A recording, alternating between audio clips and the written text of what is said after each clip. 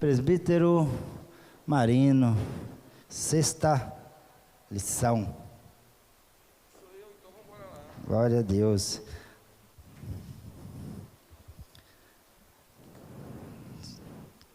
Glória a Deus. É bom que Deus vai falar na surpresa. Glória a Deus. Bem, Pai do Senhor, para os irmãos, hoje vai ser uma bênção essa aula para nós, né? Vamos orar pelo céu do Senhor, gente. Lição, não.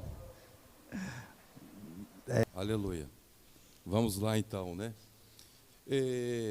Pai do Senhor, para os irmãos, eu não estudei a lição para dar aula, certo? Eu tenho o costume de, quando eu tenho que dar aula, eu levantar 4 horas da manhã e tirar um tempo de oração, e depois dessa oração, repassar a lição, porque você lê a lição é uma coisa, você estudar a lição para dar aula é outra coisa, né? E como houve algumas mudanças no calendário, eu fiz uma conta assim, tem 7 professores, eu sou o último e eu já dei uma lição, então eu estou lá na frente, mas houve, ele está certo, é eu que estou errado, eu fiz uma matemática errada, o Cléris não errou, quem errou foi eu. Certo, mas vamos lá. Falar sobre a Bíblia é a coisa que eu mais gosto. Eu sou apaixonado e amo isso, então nós não vamos ter problema quanto ao conteúdo. Talvez nós vamos ter problema quanto ao espírito de estar aqui fazendo aquilo, porque não. Olha só, se você vai dar 1 hora de aula e você não tira pelo menos 1 hora de oração, isso é uma particularidade minha. Para mim não é bom. Se você tem que ensinar 1 hora, que você ore pelo menos 1 hora, no mínimo, não é isso? Porque a lição está aqui, eu sei o que eu vou falar, o que eu vou ler, mas Deus sabe qual é a voz que vai sair da minha boca e qual é o coração que precisa ser atingido e qual é a palavra que vai atingir esse coração. Então não faz muito sentido você dar uma aula, você que é professor, não faz muito sentido você dar uma aula, você estudar toda a lição que exorbita essa aula e você não ter a consciência de que é Deus que vai botar a palavra na sua boca, que mesmo que ela esteja escrita. Porque até a tonalidade de voz faz diferença. Se é que é assim, isso se chama comunicação. E Deus, quando quer comunicar com o homem, Ele usa o próprio homem. Então o homem tem que entender que até a tonalidade de voz dele aqui faz diferença. Mas isso aí não tem técnica, porque a oratória, a retórica, o conhecimento, isso tudo faz parte. Mas Paulo diz que isso é esterco, que isso não serve para nada. Então eu estou aproveitando isso aqui para falar alguma coisa para nós, para a gente aprender sobre da aula. A nossa lição número 6, ela fala sobre a Bíblia como um guia para a vida. A Bíblia, ela é o guia para mim e para a sua vida. Esse livro que foi escrito em 2 idiomas, foi escrito primeiramente em hebraico, a primeira parte, o Primeiro Testamento. Ele foi escrito em hebraico e algumas coisas em aramaico, e o segundo foi 100% escrito em grego e algumas pequenas palavras também em aramaico. Esse grego, que foi escrito no chamado grego koiné, ele foi escrito para que os gregos daquela época entendessem. Eu quero que você entenda uma coisa. O Primeiro Testamento, que é o Antigo Testamento, que foi escrito em hebraico, ele foi escrito exclusivamente em hebraico, era uma língua que tinha uma capacidade de compreensão para o povo judeu assim, muito, muito grande. Mas quando Alexandre o Grande tomou todo o império, que se tornou o maior imperador mundial, e ele era um homem grego que tinha vindo da Macedônia, assimilado a toda a cultura de todos os impérios. Contaram para ele assim, tem um povo de uma cultura muito rica, um povo de um conhecimento muito grande, muito bom, e é o povo judeu. E Alexandre o Grande, ele tinha o hábito de construir cidades e colocar o nome dele. Construía a cidade e colocava o nome de Alexandria. Então como ele mandava no mundo, desde a Europa até na África e lá no Egito, então ele construiu no Egito uma cidade chamada Alexandria, porque é Alexandre o nome dele. Esse homem morreu novo, com 30 anos de idade, esse homem me mandou no mundo. Então, era o apogeu da cultura grego, o greco-romano. Quando Jesus veio, a língua era romana, era grega, mas o império era romano. Por isso que a gente fala greco-romano. A gente fala o império greco-romano porque era a linguagem grega, mas quem mandava eram os romanos, né, na época de Jesus. Mas quando Alexandre o Grande veio, em 300 a.C., ele soube sobre essa cultura desse povo, esse povo rico. E eles falaram assim: tem então um povo muito rico, que tem uma cultura muito grande. E o que esse rei fazia? Esse imperador, nem era rei, ele era imperador. Ele pegava os povos que ele governava e ele pegava toda a cultura do povo. Tipo assim, lembra da Babilônia, quando Daniel foi para a Babilônia e o rei Nabucodonosor pegou os melhores, os mais inteligentes e levou para a corte de Nabucodonosor para estudar a língua do povo, mas trazer a cultura lá para dentro. E Daniel levou uma cultura tão bonita que ele influenciou e botou o rei e falou assim: só existe um Deus, o Deus do Daniel. Então Alexandre o Grande estava nesse caminho, nesse caminho por quê? Porque ia vir um homem chamado Jesus e ia falar e ensinar na língua de Alexandre o Grande, na língua dos gregos. E o grego era o berço da cultura naquela época. E foi até hoje. A gente fala em Sócrates, Platão, Aristóteles. Esse povo que não acredita em Deus venera esses homens. Por que essa introdução? Para você afirmar um pouco sobre o pensamento sobre a Bíblia e trazer a Bíblia como regra de fé em prática para nós. Então o que acontece? Falaram para Alexandre o Grande tudo isso, então ele resolveu falar: então vamos pegar a cultura desse povo. E esse povo então tem um apanhado de livros muito grande. E naquela época já tinha havido o exílio babilônico, eles já tinham ido para a Babilônia, já tinham voltado para a Babilônia, já tinham construído de novo o templo. Então faltava 300 anos para Jesus nascer. E esse homem então chamado Alexandre Grande, na cidade de Alexandria, ele ordenou que escrevesse a cultura dos hebreus, que escrevesse a cultura dos hebreus. Então foi nessa época que se escreveu a Bíblia, o Antigo Testamento, na língua grega, chamada Septuaginta.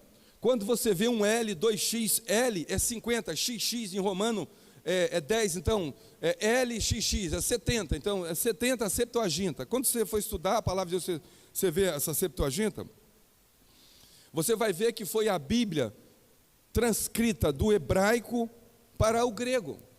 Então a Bíblia, ela só tem duas línguas. Ela só foi escrita em hebraico, depois transcritas do hebraico para o grego na Septuaginta. Quando Jesus veio, já existia a Bíblia, os escritos em grego.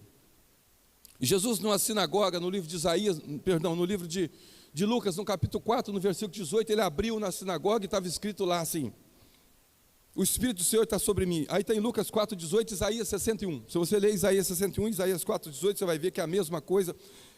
Jesus abrindo a Bíblia e estava pegando a Septuaginta.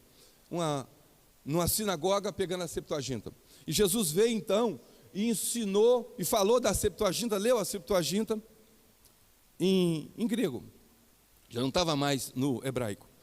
E então Jesus ensinou em grego koiné. O que seria grego koiné? É a mesma coisa que a língua que eu e você falamos aqui, o português. Nós não falamos o português alto, o português tipo assim. Se você ligar a televisão e for no STF, você vai ver os magistrados ali do STF falando, e vai falar uma gama de palavras que nós desconhecemos, né? A Vossa Excelência é a Vossa Excelência é um usurpador do erário público. Aí você vai falar assim: o que esse cara está falando? Aí se fosse em português koiné, seu vagabundo, você é um ladrão do governo federal, né? Você está roubando o nosso dinheiro. Então Jesus veio e falou o grego koiné, ou seja, o português coloquial, essa língua que nós falamos, ou seja, estamos juntos. E todos nós entendemos, né? Estamos juntos, todos nós entendemos. Então, e por que eu estou trazendo isso? Porque hoje isso parece que é bobagem, né? É um conhecimento meio que cultural, mas não é. Porque essa semana mesmo eu estava no carro com um pastor amigo meu, e ele falou comigo: se eu quero ganhar de presente a King James 1911. Eu pensei assim: glória a Deus.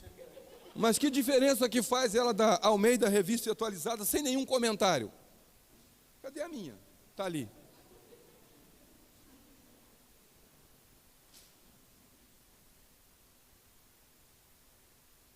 Que diferença ela faz dessa?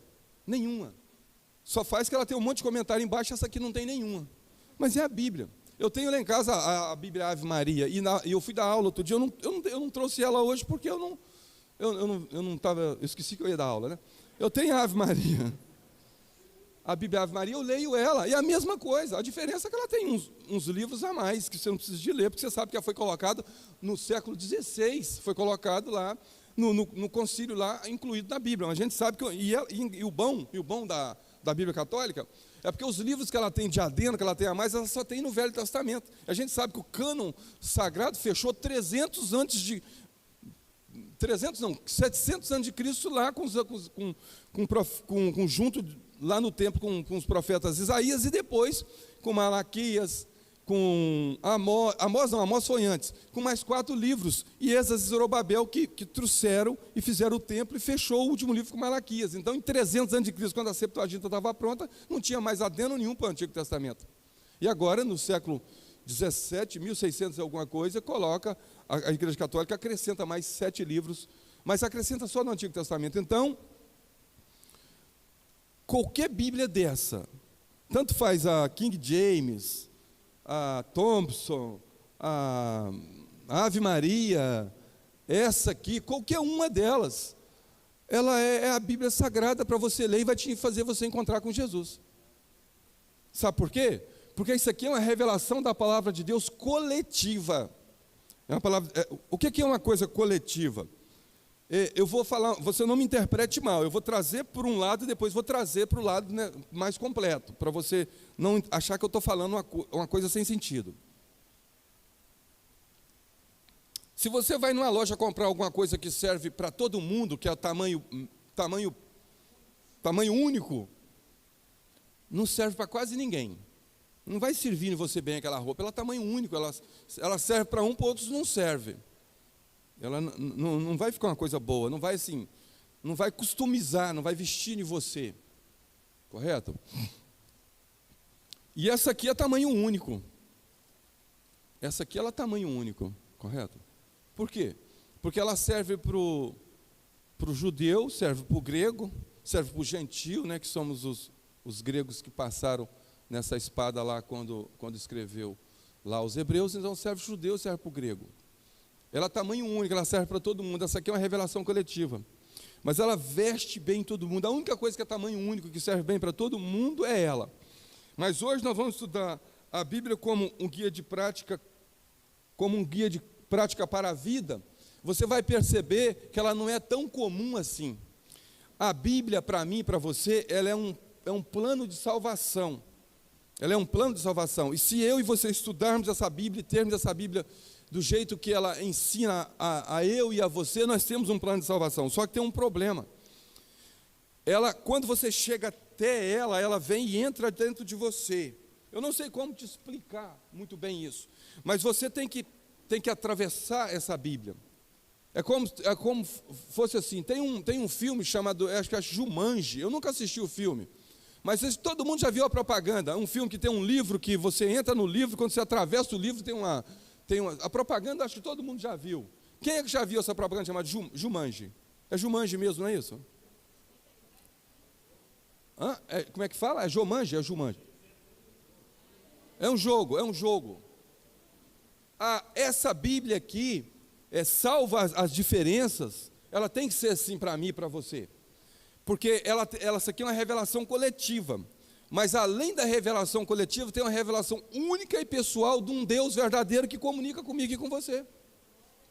E se eu e você não estivermos estudando essa palavra, comendo essa palavra, como Deus mandou Isaías comer, que parecia que era amargosa na hora que foi no paladar, mas depois de si era doce no meu ventre, essa é a realidade da Bíblia, porque aqui estava falando sobre a palavra de Deus. E a palavra de Deus, às vezes, ela é assim, ela é amarga. Por que ela é amarga? Porque imagina que você não quer ler e precisa de ler essa palavra. Tem um camarada, Pablo Marçal, ele conta uma historinha, e aquela historinha é verdadeira, de um pregador do século 17, 18. E tinha morrido um cidadão, e essa irmã ficou desempregada. E o pastor foi visitá-la, porque ela estava passando dificuldade. E o pastor chegou lá, conversando com a irmã, e ela contou a história. Meu patrão, eu trabalhei com ele a vida inteira, desde nova, e vivi com ele a vida inteira, e quando ele estava, antes de morrer, ele pegou e falou comigo assim: eu gosto muito de você. Eu sei que eu vou morrer, eu estou no hospital, e você cuidou de mim a vida inteira. Eu quero te dar um presente. E deu para ela uma carta. E ela gostou tanto daquele gesto de amor do patrão dela, que ela fez um quadro e botou aquilo lá na parede. E o patrão dela morreu logo, e ela ficou desempregada. E a gente sabe que no século XVII não tinha esse sistema de fundo de garantia, de tempo de trabalho, essas coisas assim. Nem nos Estados Unidos não tinha essa legislação de proteção das pessoas. Acontece que o pastor, quando foi na casa dessa mulher visitar, ele perguntou para ela assim: você sabe ler? Ela falou: não, eu não sei ler não. Ela falou: então por isso que você está passando fome e dificuldade. Ela falou: por quê? Porque, e perguntou assim: esse presente que o seu patrão te deu, você sabe o que é isso? Ela falou: não, porque eu não sei ler, eu coloquei aqui, eu fiz um quadro, achei bonito, coloquei aqui. Pois é, olha lá, está escrito lá assim: testamento. Ele era muito rico, e ele deixou para você um testamento, e você está passando necessidade, porque você não sabe ler. Paulo, na carta aos Gálatas, no capítulo 4, se eu não me engano, está escrito assim: enquanto o herdeiro for menino, de nada ele difere de um escravo. Então, enquanto eu e você tivermos o primeiro testamento e o segundo testamento, e não entrarmos dentro dele, termos ele só como uma revelação coletiva que serve para todo mundo, mas não entrar dentro dele, ele não entrar dentro de mim, eu ultrapassar, eu não tenho vida com abundância, eu não vivo a realidade desse testamento. Eu sou pobre, eu sou menino, eu sou um herdeiro que ainda sou criança e não tenho direito à herança toda, porque não posso ter, porque eu ainda sou criança.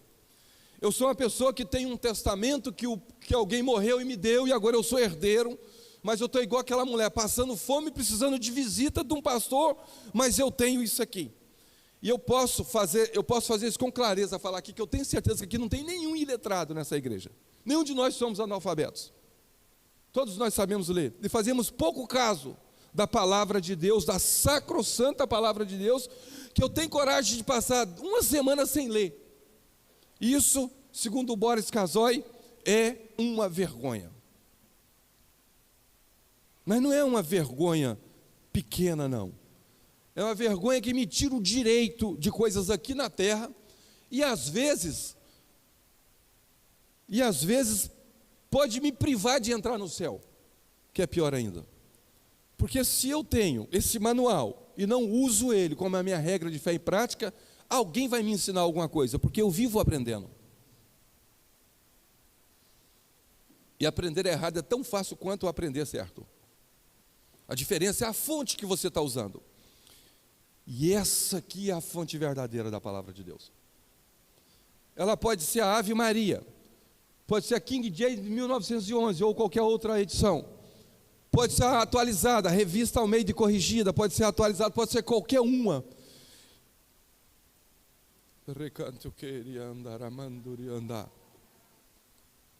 Mas ela tem o caminho do céu. Isso aqui não é um estudo, um plano de antropologia, de sociologia, de fisiologia, ou de história. Não é. Nunca foi. Isso aqui é uma história de amor e é um plano de salvação para mim e para você. Eu preciso de beber nessa fonte, nessa água. Examinais as Escrituras e cuidais ter nela a vida eterna. E é ela que testifica de mim. É ela que testifica de mim. Então a Bíblia, ela foi escrita em hebraico, porque era para o judeu o Primeiro Testamento. E era a língua rica para que eles entendessem. E um judeu, quando estava transcrevendo a palavra de Deus, quer seja qualquer um desses livros, que fosse o livro do Gênesis, o livro do Isaías, o livro dos Salmos, qualquer um desses que ele estivesse escrevendo, quando lá tinha a palavra El ou Elohim, ele tirava a sua roupa, ele tomava um banho, ele trocava as vestes, ele pegava uma pena para escrever Elohim e voltava à transcrição da palavra de Deus. Cuidado, não está bem encaixado aqui, não. Tá bom, obrigado. Por causa do respeito e do temor que ele tinha por ele. E agora a gente chama Deus de você. E canta no nosso púlpito Deus de você. Problema de quem faz isso, eu não estou querendo aqui criticar. Eu só estou falando da falta de Do mesmo jeito, eu tenho isso aqui, não leio dentro de casa. Aí eu venho para aqui, e do jeito que eu abro a minha boca e falo que alguém canta falando Deus de você, eu dentro da minha casa, eu não leio o meu plano de salvação que Deus me deu por amor.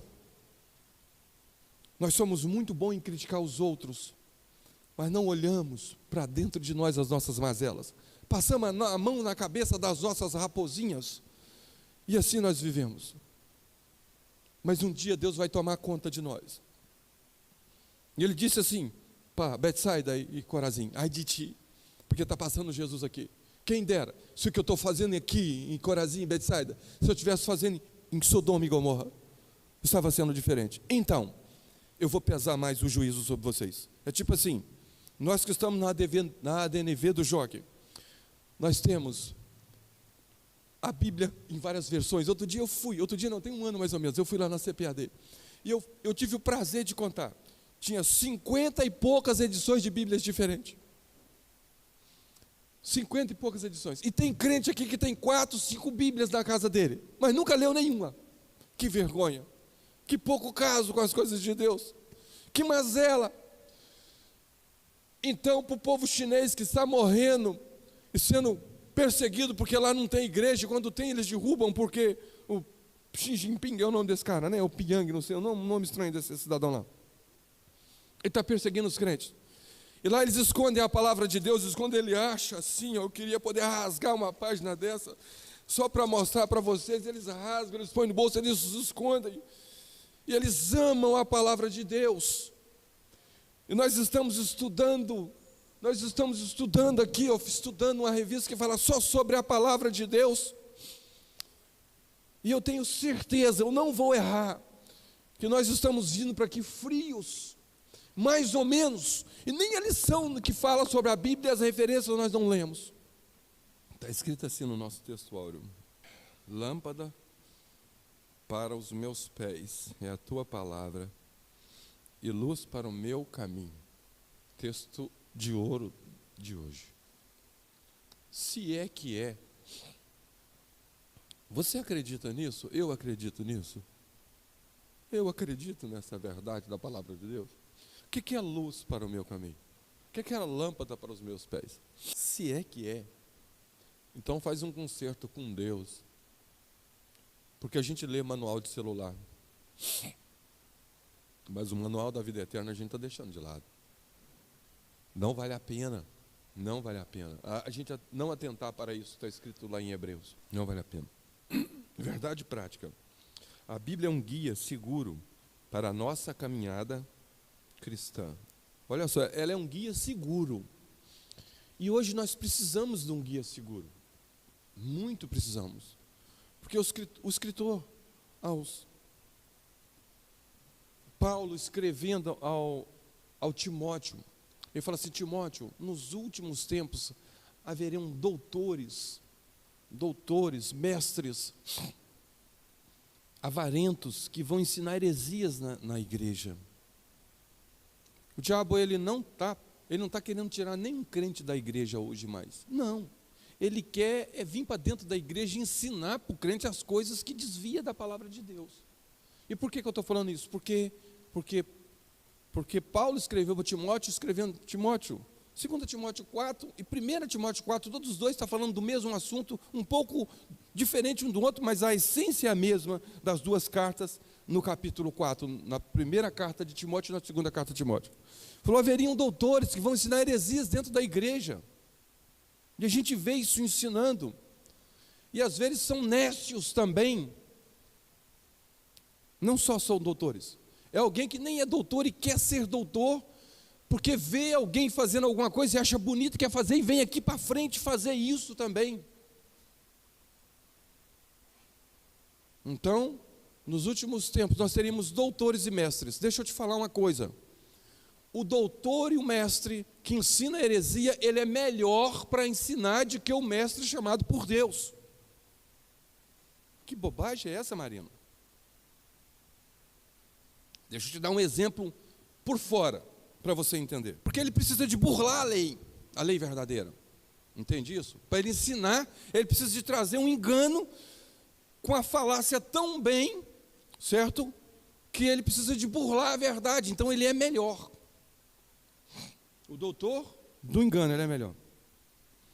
E deixa eu te dar um exemplo, só por fora para você entender. Vamos imaginar o seguinte: o prefeito, ele é corrupto, e ele quer construir uma obra aqui, e ele quer usar o dinheiro público, e a lei está lá, e a lei tem as motivações de como usar o dinheiro público, e tem 5 princípios, que é o princípio da legalidade, da impessoalidade, da moralidade, da eficiência. E esses princípios da lei que rege o gasto público, da 466 e da 8320, que são as leis de contabilidade e de gastar dinheiro, estão lá escritas. E agora ele precisa de contratar 4 pessoas e fazer uma licitação para 4 empresas virem prestar serviço para ele. Ele abre licitação. Aí eu sou um cara que tem uma empresa, eu vou lá e apresento a minha carta de licitação para me ganhar. Só que eles precisam de burlar a lei para me tirar da jogada. Eles precisam de, então, fazer uma coisa diferente. Aí eles colocam a carta de licitação e publicam o edital, e junto do edital colocam uma coisinha um pouco diferente, que a minha empresa talvez não consiga abarcar, mesmo eu estando dentro da lei, sabendo a lei, eles colocam uma coisa diferente, e os caras que vão burlar a lei, eles são mais inteligentes, eles são melhores, eles têm as melhores maneiras, eles apresentam e ganham, e concorrem lá e ganham, e me tira eu da jogada, porque eles se tornam melhores para burlar a lei. E do mesmo jeito que nesse princípio, tem os melhores lá, que são os ladrões, são mais inteligentes, são melhores, os melhores advogados são os que burlam a lei, são os que dão um jeito lá.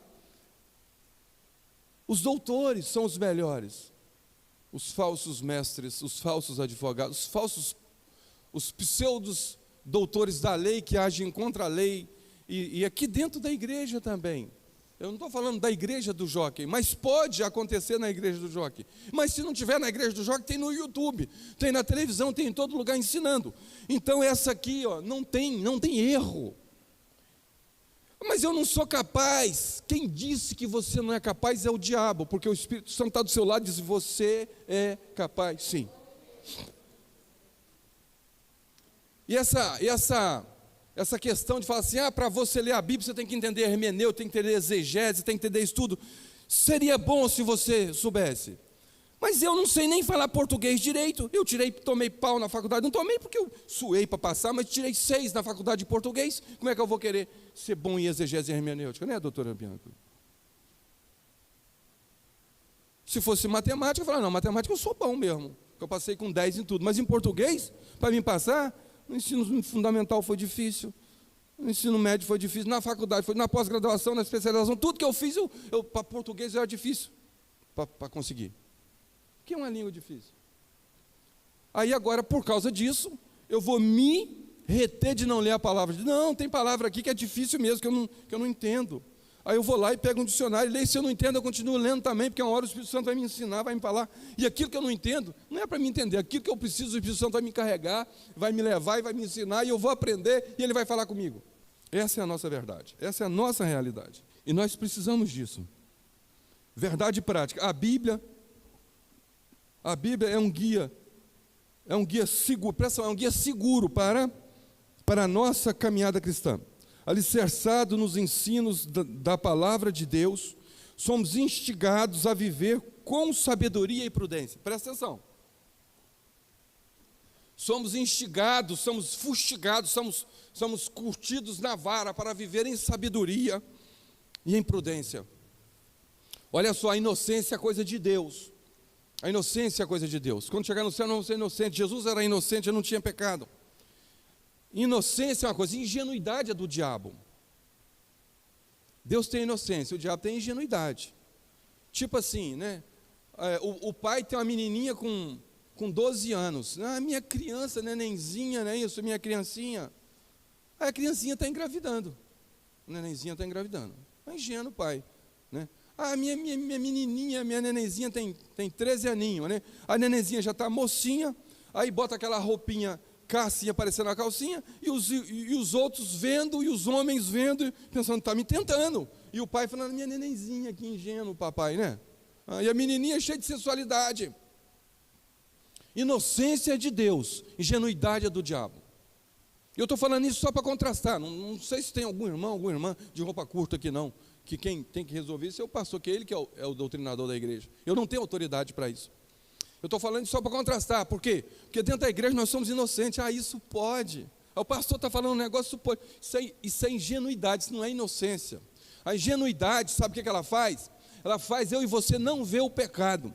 E caminhando, pecando. Porque pecado não te põe no inferno. O que te põe no inferno é você não reconhecer que aquele é um pecado e não pedir perdão. E Deus vai te tomar conta disso, de mim e de você. Então, somos instigados a viver com sabedoria e prudência. Romanos capítulo 12, versículo 1. Rogo-vos, pois, irmãos, pela compaixão de Deus, pelo amor de Deus, irmãos, rogo-vos pela compaixão de Deus, que não vos conformeis com este mundo, mas transformai-vos pela renovação do vosso entendimento.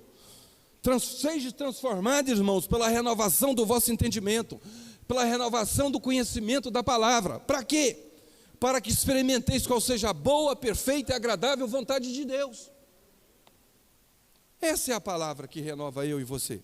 Ou seja, ela tem vida, ela é uma revelação para mim, para você, para todos, mas ela vai entrar dentro de mim e eu dentro dela. Só que eu vou passar do outro lado, tem uma conversa particular.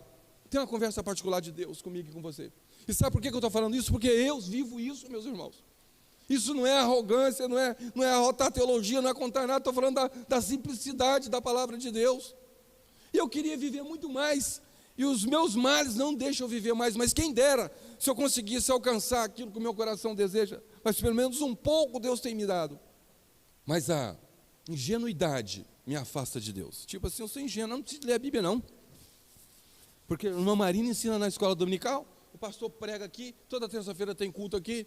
Isso é pouco, isso é uma revelação coletiva. Isso é pouco. E isso nós estamos falando se tiver alguém ensinando a genuína palavra de Deus. Porque tem os falsos doutores, os falsos mestres. E eles são melhores do que os bons, do que os que ensinam de Deus. Aí que está o problema. Eles são melhores.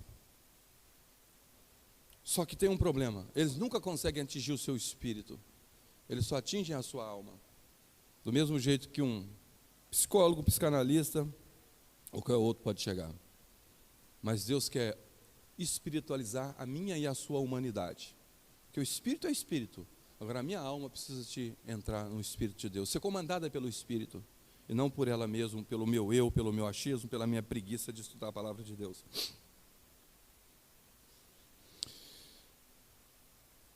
Nós temos a nossa leitura em classe no Salmo 119. Salmo 119 tem um versículo que eu gosto muito, que não está aqui, mas eu gosto tanto que eu vou ler para vocês. Achei, Salmo 119, 71.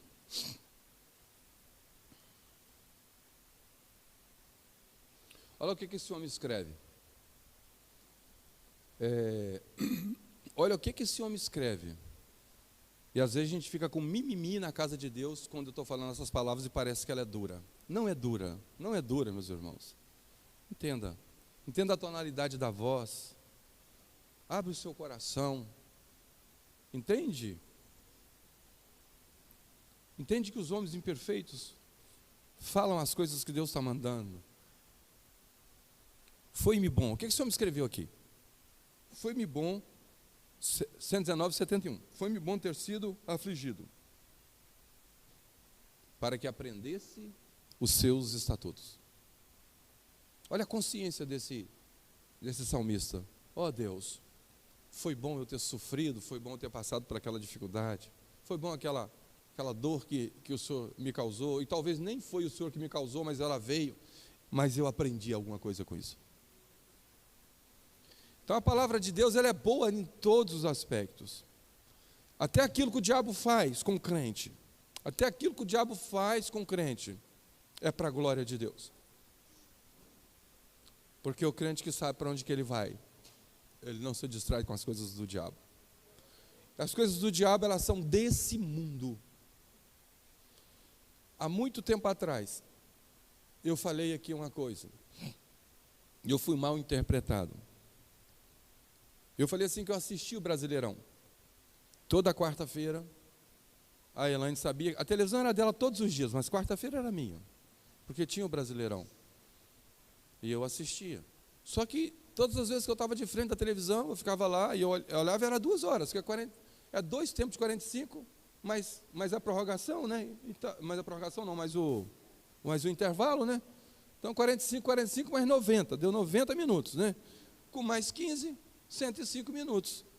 Para 2 horas, 120 minutos, sobrou só 15 minutos. Então eu calculava direto 2 horas. E o Espírito Santo falava comigo assim: já pensou se você passar 2 horas orando? Mas eu gostava de orar, e já tinha um propósito no meu coração de ter uma vida separada para Deus em oração. Mas ele sempre falava comigo. E aquilo foi me incomodando.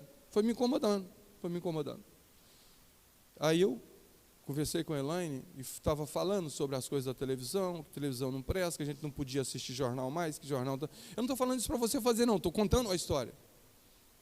Aí a Elaine falou assim: se você parar de assistir o Brasileirão, eu também paro de assistir jornal. Eu pensei assim, fechou, era isso que eu queria mesmo. E graças a Deus, nós não assistimos o jornal, porque eu acho que o jornal é ruim. Nós não assistimos também o Brasileirão, de lá para cá, né? Eu não assisto, glória a Deus. Eu não estou falando para você parar de assistir, mas existe uma revelação coletiva da palavra de Deus. Tem coisas que ele fala assim: meu filho, os outros podem fazer, mas eu não quero que você faça isso. Eu não quero você nisso. E aonde que você vai achar essa revelação? Aqui no púlpito? Não, porque aquilo é coletiva. Aqui todo mundo pode ver o Brasileirão. Mas aqui, Deus vai falar para você assim: eu não quero você com isso. Eu não quero você indo em tal lugar, eu não quero você fazendo isso, eu não quero você fazendo aquilo, eu não quero. Tem muitas coisas que Deus quer para você. Ou senão, eu quero você fazendo isso, eu vou te levar você em tal lugar.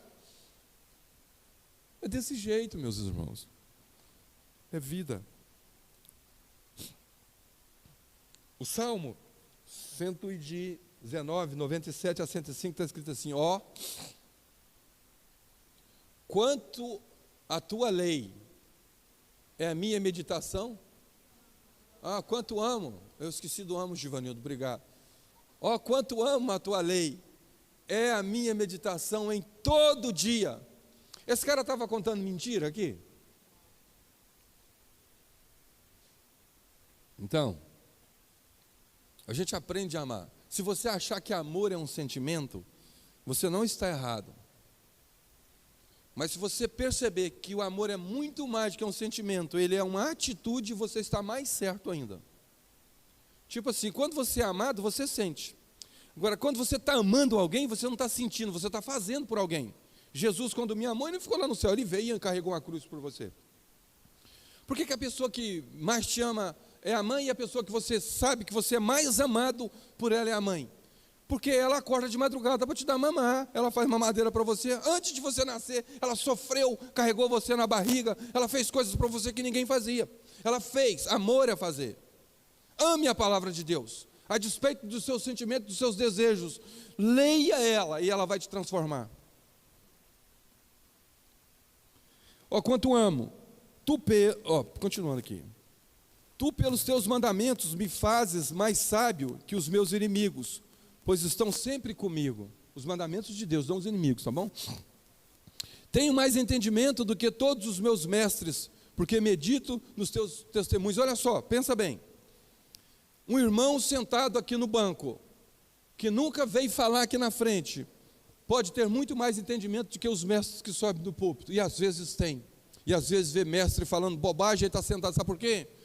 Porque o Espírito está falando com ele. Aquela pessoa que lê a Bíblia, quando alguém está falando alguma coisa aqui no púlpito, ele sabe que é mentira, ele sabe que não é verdade, ele sabe por quê? Porque ele lê a palavra de Deus.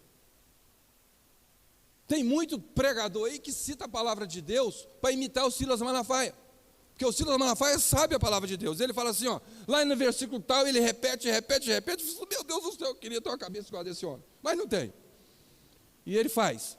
Aí, se você não tiver lido a palavra de Deus, o cara está falando, o apóstolo Paulo falou isso, só que você leu, você sabe que aquele estilo de linguagem não é a de Paulo. Quem não falou não foi Paulo, não, foi outra pessoa. que falou.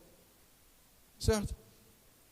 Você pode até não ter gravado, mas como você lê a palavra de Deus, você conhece o estilo escriturístico daquilo, porque Deus imprime isso dentro de você. Tenho mais entendimento que todos os meus mestres, porque medito nos teus testemunhos. Sou mais prudente do que os velhos, porque guardo os teus preceitos. Desviei os meus pés de todo o caminho mau, para observar a sua palavra. Não me apartei dos teus juízos, porque tu me ensinastes. Oh, quão doces são as tuas palavras ao meu paladar, mais doce do que o mel à minha boca. Pelos teus mandamentos alcancei entendimento, pelo que aborreço todo falso caminho. Glória a Deus. Lâmpada para os meus pés é a tua palavra, e luz para o meu caminho. Assim é a palavra de Deus. E você tem que entender que você precisa ler a palavra de Deus. Um tempo desse já tem um bom tempo. Eu estava lendo um livro e um camarada falou assim: a Bíblia você lê ela em 70 horas. Só que esse camarada, eu estava lendo um livro em português, mas ele é inglês. O cara que escreveu, ele é americano. E eu pensei, não, você lê em 70 horas porque você é a língua inglesa, não é isso?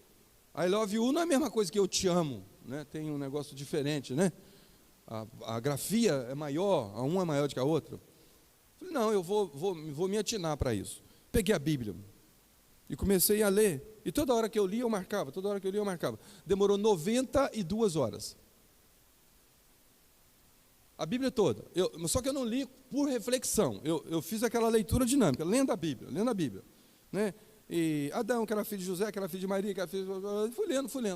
Para ter uma noção da Bíblia em português. Qualquer um leitor aqui, de atenção média, lê a Bíblia em 90 horas. 90, 92. Sem fazer aquela leitura rápida, lendo a Bíblia. Por que eu estou falando isso? Porque eu tenho isso mapeado no meu computador lá escrito. O dia tal hora eu li tantos minutos. O dia tal hora eu li. E somei os minutos, deu 92 horas. Se você lê então, 1 hora por dia da palavra de Deus, em 90 dias você leu a Bíblia toda. Você acredita nisso? Tomara que você não acredite. Porque você fala assim, eu não acredito não, eu vou fazer um teste, eu vou ler só para ver se é verdade. Leia para você ver se não vai dar certo. Aí você vai chegar e vai falar assim, Marino, não foi 92 não, foi menos. Eu consegui ler em menos de 90 dias. É verdade. Eu e a Elaine, quando nós casamos, nós começamos a ler a Bíblia num plano de leitura de 1 ano, não é isso? A gente lia 15 minutos por dia. E tinha dia que a gente não lia, depois a gente era punido, né? Que aí no outro dia a gente tinha que ler 30, tinha que ler aquela parte que a gente não leu no outro dia, né?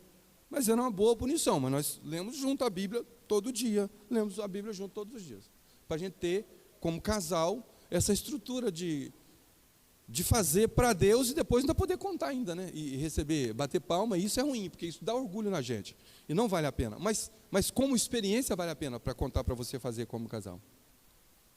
Então isso é importante. Você lê a Bíblia em 90 dias, se você lê 1 hora por dia, mas você não sabe o precioso valor que é fazer isso, porque você acha que as pessoas são melhores do que você para te ensinar, e o Espírito Santo está falando com você assim, deixa eu te ensinar. Então, meus irmãos, a palavra de Deus, ela precisa de ser assim. Vamos lá então para a nossa introdução, né? Engraçado, né? Pensando assim, esse camarada ele não leu a lição, ele está aproveitando e está enrolando, né? Está cozinhando o galo para não ler a lição. Meus irmãos, não é isso. Não me tenha, porque eu posso ler essa lição. Tá bom?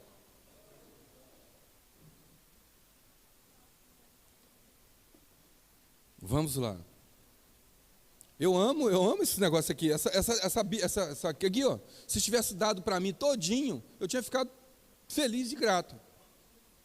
Porque eu gosto disso aqui. Gosto, mas gosto mesmo. Eu aceitei Jesus no dia 19 de janeiro de 99. Certo? Só que eu faço aniversário em abril. E eu tinha algumas dúvidas em relação a Deus, essas coisas assim. Antes do meu aniversário, certo? Eu já tinha lido a Bíblia toda. Eu já tinha comprado um livro da CPAD sobre a origem da Bíblia, de 500 e poucas páginas, já tinha lido e relido e meditado, lido todas as referências dele, porque eu precisava saber. Mas eu nunca imaginei que eu ia estar aqui na frente falando disso, porque eu nunca li a Bíblia para ensinar para ninguém. Era para Deus construir alguma coisa de mim. E eu continuo lendo para ela construir dentro de mim. E cada vez que eu leio, eu aprendo alguma coisa. E quando eu falo assim, você pensa, pronto, então a Bíblia não dá para me aprender. Você nunca vai aprender a Bíblia, porque o Espírito Santo vai estar sempre falando com você através dela. Você nunca pode parar de estudar a Bíblia. Essa é a nossa realidade. Nesta lição, temos como propósito mostrar que a Bíblia é um verdadeiro guia para a nossa vida. A Bíblia é um verdadeiro guia para a nossa vida. Quem põe em prática os seus ensinamentos será considerado um verdadeiro sábio. A Bíblia é um livro divino que nos ensina a sabedoria de todas as áreas da vida. Nesse livro está presente o que precisamos para viver de maneira que glorifique a Deus. Que os nossos alunos permitam que a Bíblia seja o guia da vida deles. Então, pronto, a nossa introdução é essa. Então, tudo que foi falado aqui foi falado em cima disso aqui, da introdução que vai permear toda a lição. Agora, na medida que você vai lendo, você vai ter uma amplitude daquilo que eu já acabei falando aqui. E nós vamos chegar no final dessa leitura, tá bom? Vamos embora, então.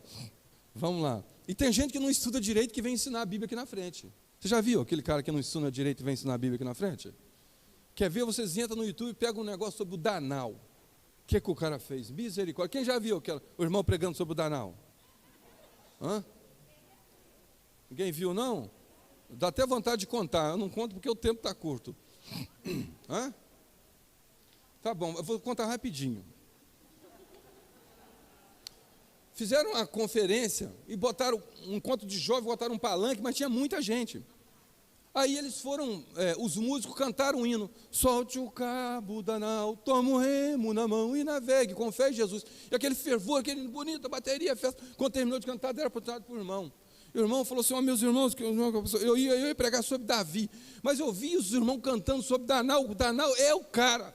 O Danal não soltou o cabo Danal. O Danal, meus irmãos, a gente tem que ser igual o Danal. Eu pensei assim, onde que esse homem encontrou o Danal na Bíblia? O Danal é cabra macho, ele falou assim.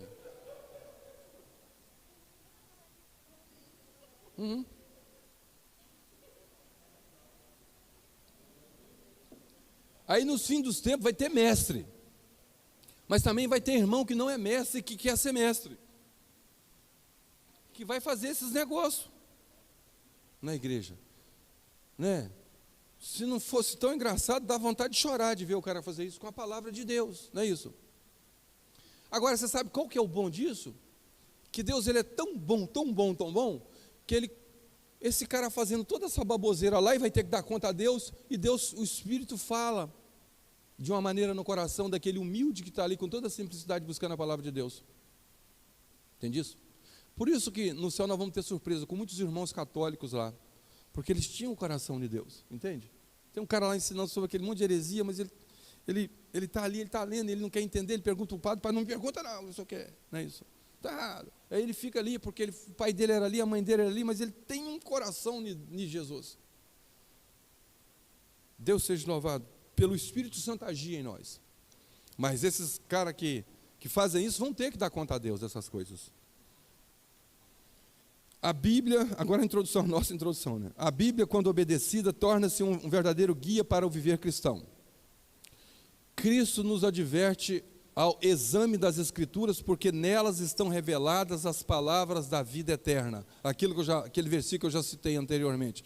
Tiago assevera que a palavra de Deus transforma a nossa natureza e nos conduz pela vereda da salvação.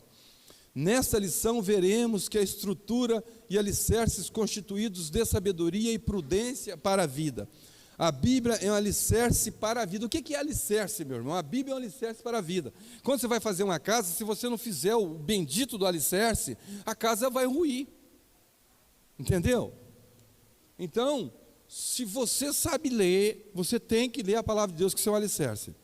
A palavra de Deus é alicerce. Importante ressaltar que a Bíblia é a única infalível revelação da Escritura, divinamente inspirada, que Quem ouve e coloca em prática a palavra de Deus é comparado a uma pessoa prudente cuja casa é alicerçada sobre a rocha. Givanildo, dê esse para mim, por favor. Nessa ilustração de Jesus, a casa simboliza a vida. A vida deve ser edificada nos ensinos de Cristo, a fim de alcançar a virtude e um destino glorioso. O próprio Cristo é a rocha. Ele tem as palavras de vida eterna. A síntese desse grande ensinamento é que nem as crises dessa vida e nem a eternidade poderá abalar quem está firmado em Cristo e na sua palavra. A palavra de Deus é luz. Os salmos declaram que a palavra de Deus é lâmpada para os pés e luz para o caminho. Significa que a Bíblia possui orientações para cada passo do nosso viver e instruções para todo o curso da nossa vida. Pedro fala da palavra como uma luz que alumia em lugar escuro. Quer dizer que a luz das Escrituras dissipa a escuridão espiritual e nos conduz em segurança pelo caminho da vida eterna. Cristo disse: Eu sou a luz do mundo. Quem me segue não andará em trevas. E Paulo ensina que devemos andar como filhos da luz, isto é, afastados da prática do pecado. A palavra de Deus é imutável. Tendo a inspiração divina como pressuposto, ratificamos novamente que a palavra de Deus é a nossa autoridade final de fé e prática. A Bíblia difere dos outros livros porque seus ensinos são fidedignos e confiáveis, não erram e nem falham. Desse modo, o texto bíblico permanece inalterado.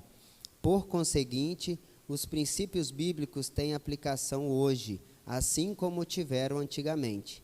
Os padrões da ética e da moral cristã não sofrem mudanças. Portanto, os valores cristãos são permanentes, pois a fonte de autoridade é permanente. Assim sendo, o comportamento e o caráter do cristão se alicerçam nas doutrinas bíblicas.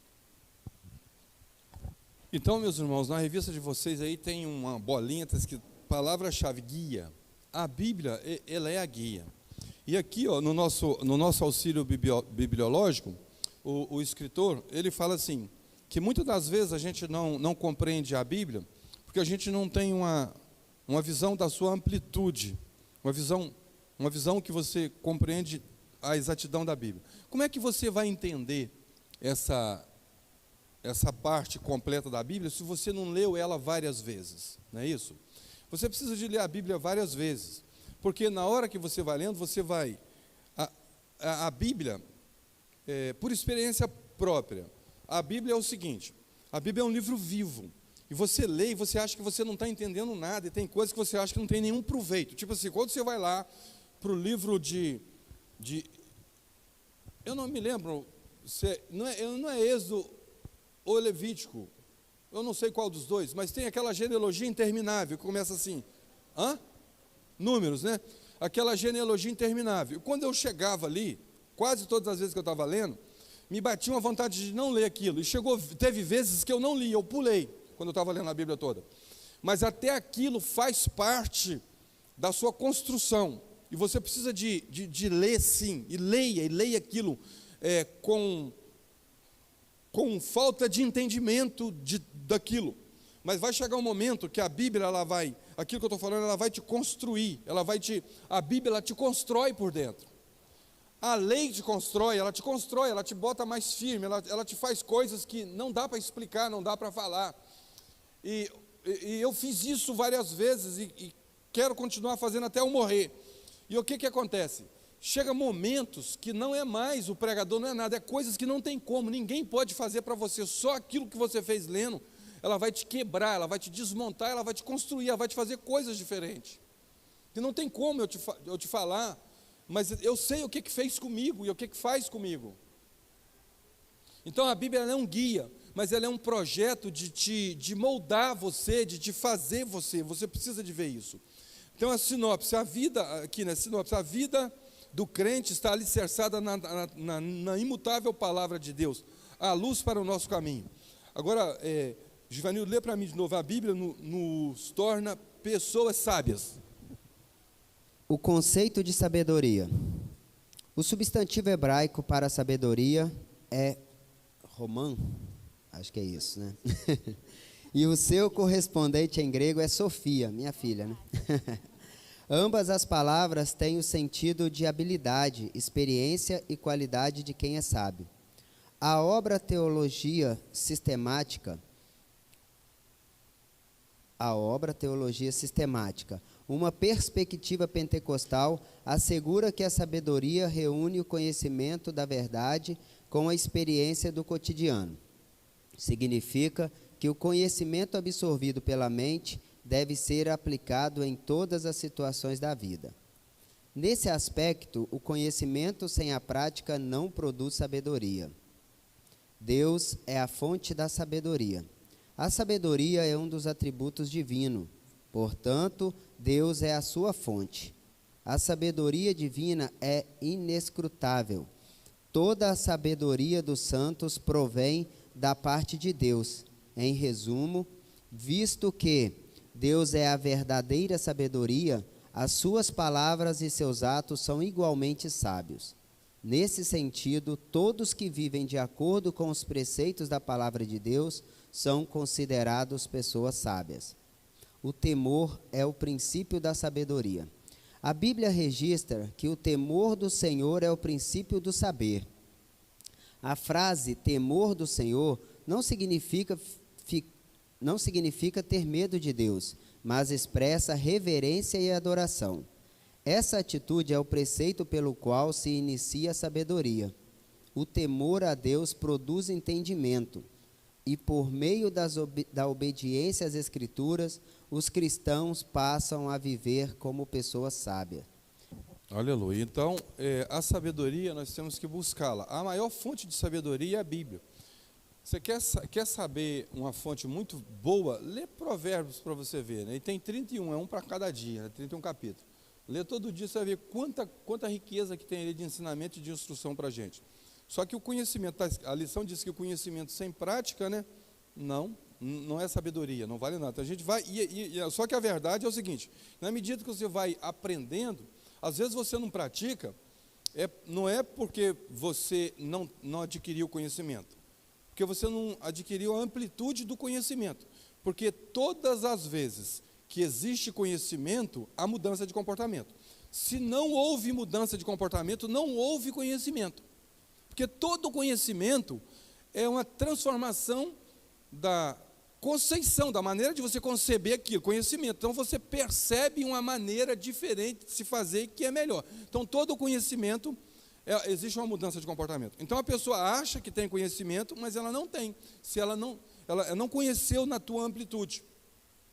Então quando você começa a ler a Bíblia mais e mais vezes, parece que é uma montagem de um quebra-cabeça, e tem coisas que você começa a entender.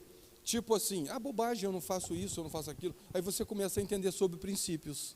Você começa a ler a vida de Davi, e você começa a ler a vida de Saul. Você, a priori, você tem uma pensão assim, poxa, mas eu preferia ser Saul do que eu preferia ser Davi.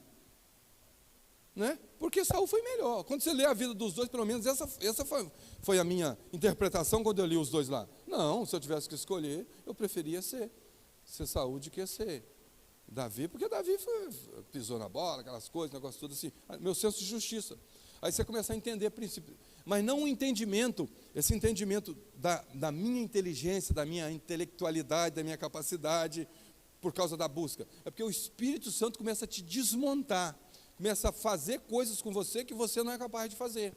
Ele começa a falar assim, você acha que você está entendendo? Eu vou te mostrar o que é entendimento. E começa a te mostrar. Essa é a realidade da palavra de Deus. Essa é uma realidade que eu e você precisamos de buscar. Então, o conhecimento está lá. É só a gente buscar com sinceridade, com o coração aberto, que vai ter. Lê o próximo, Gil. A Bíblia e a prudência para a vida. O conceito de prudência.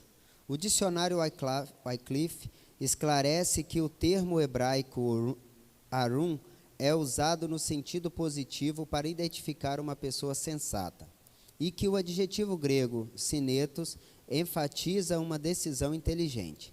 O dicionário Vini destaca que o substantivo grego phronese e suas declinações denotam sabedoria prática e que sineses sugere avaliação que precede a ação.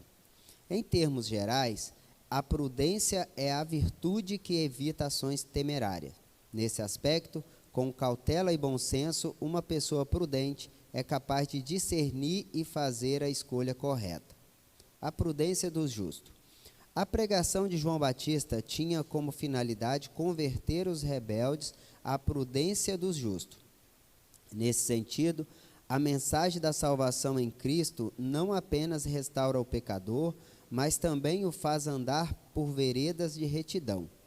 Paulo declara que a graça de Deus nos traz sabedoria e prudência. A sabedoria para compreender a verdade e a prudência para agir corretamente, segundo a vontade de Deus. Estas dádivas são aperfeiçoadas pela oração, leitura das Escrituras e comunhão com o Espírito Santo. Os benefícios da prudência. O livro de Provérbios descreve os benefícios de prudência.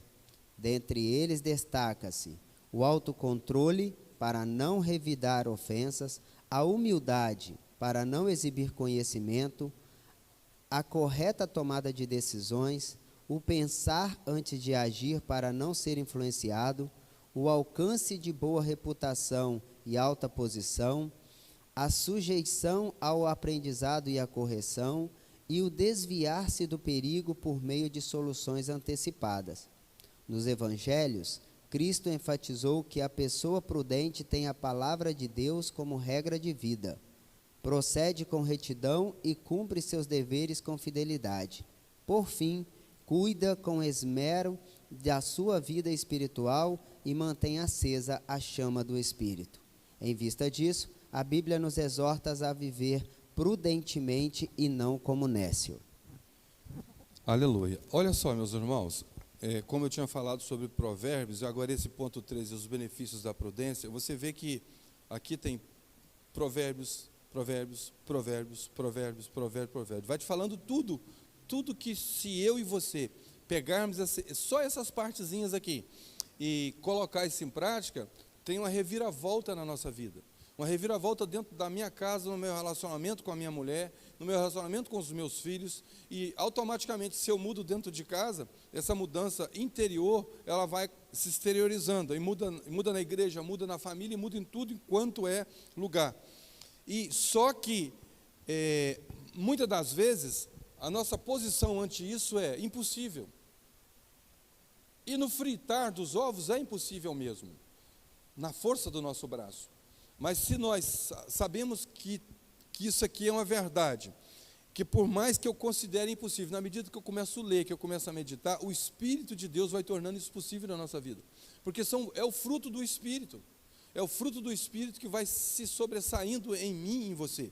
Então nós precisamos, é igual a salvação. A salvação é de graça, mas eu preciso de aceitar a Jesus. Aqui é a mesma coisa, eu preciso só de aprender, de chegar a ter a consciência de que isso é uma realidade, e quando isso eu tenho consciência, eu desejo isso para mim. O meu desejar é o desejo de Deus que quer me atender, e Ele vai trabalhar isso em mim. Só que uma árvore, ela está do jeito que ela está, porque ela foi crescendo aos poucos. E agora, para aquela árvore tomar uma forma diferente, vai precisar de ser podada, cortada e ajeitada. Nós somos uma construção de Deus. A gente não muda do dia para a noite. Esse estudo aqui, ou qualquer outro estudo, vamos imaginar que falar 1000 coisas, só vale uma coisa: aquilo que você decidiu botar em prática. E não precisa de ser muito. Uma delas que está mais gritando dentro de mim e de você, eu falo, não, Deus falou tanto, mas eu vou escolher pelo menos um e vou fazer uma tratativa em cima dele. Pelo menos um, ou 2, ou 3. Não pega muito não, senão depois você não dá conta, né? Mas pega um e fala assim, vou fazer uma tratativa entre eu e o Espírito Santo. Tipo assim, qual deles? Que foi falado muita coisa sobre a palavra de Deus aqui hoje. Escolhe diante de Deus um deles e faz essa tratativa. Sinopse, aqui ó, a prudência é a sabedoria na prática. A prudência é a sabedoria na prática. Então, tenha prudência. Escolhe uma só e bota em prática. 2, 3, quantas você conseguir.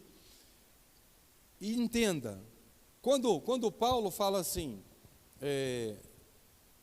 na minha fraqueza é que sou forte, isso é uma coisa que caminha oposto, paradoxal. Como é que você entende que na minha fraqueza eu sou forte? Que é isso? Que bobagem é essa? Né? Mas parece que é uma loucura, mas é a loucura do Evangelho. Porque quando você sabe que você não dá conta daquilo, mas que você interioriza dentro de você esse desejo de dar conta, o Espírito de Deus começa a dar conta e você vê que você vence aquelas coisas impossíveis que você não vencia, você começa a pensar assim, não, eu sou forte. Eu sou forte, na minha fraqueza eu sou forte, porque eu tenho um Deus que pode coisas impossíveis para mim. É isso que é na minha fraqueza eu sou forte. Entenda isso. Então a nossa conclusão diz assim, a Bíblia é um guia seguro para a nossa caminhada cristã. O texto sagrado aponta para Cristo, o único caminho que leva à vida. Nessa nobre tarefa, a imutável palavra de Deus alumia o caminho que devemos trilhar. Assim, por meio da obediência às Escrituras e o temor a Deus, recebemos sabedoria e prudência em nosso andar como filhos na luz. Efésios 5:8. Que Deus possa nos abençoar. Da próxima vez eu vou estudar a lição, vou até trazer um slide aqui para pagar o que eu não fiz. Amém? Deus abençoe e me perdoe.